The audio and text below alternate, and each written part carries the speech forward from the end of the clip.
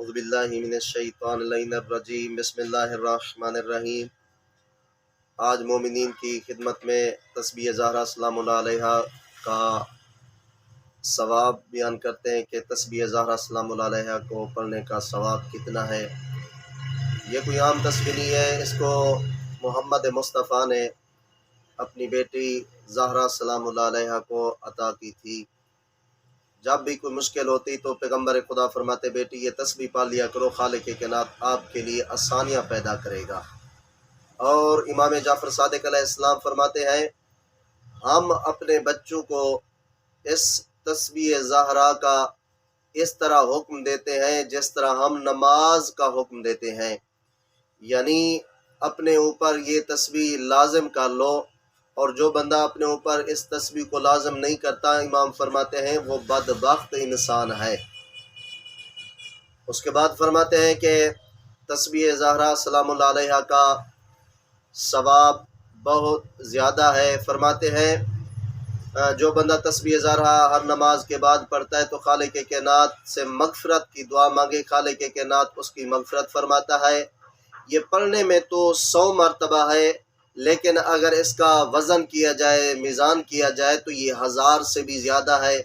فرماتے ہیں تسبیح زہرا وہ ہے جو شیطان کو بھگاتی ہے اور خالق کائنات کے قریب کرتی ہے اور خالق کائنات کو راضی کرتی ہے۔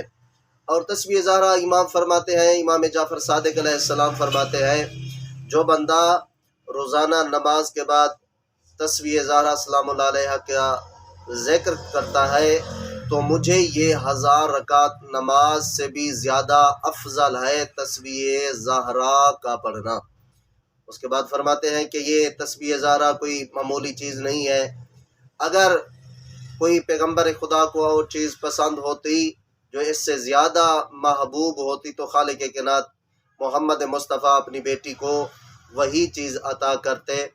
اس وجہ واسطے فرماتے ہیں کسی مشکلات کے لیے، کسی پریشانی کے لیے اگر کوئی بندہ تسبیح زہرا سلام اللہ علیہ نماز کے بعد پڑھے تو خالق کائنات اس کو عظیم ثواب عطا فرماتا ہے۔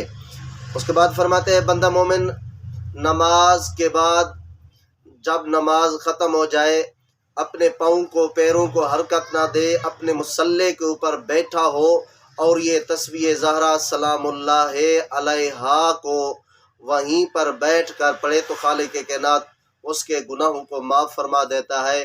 تسبیح زہرا کوئی مشکل طریقہ نہیں ہے اس کا پڑھنے کا، آسان سے آسان طریقہ ہے۔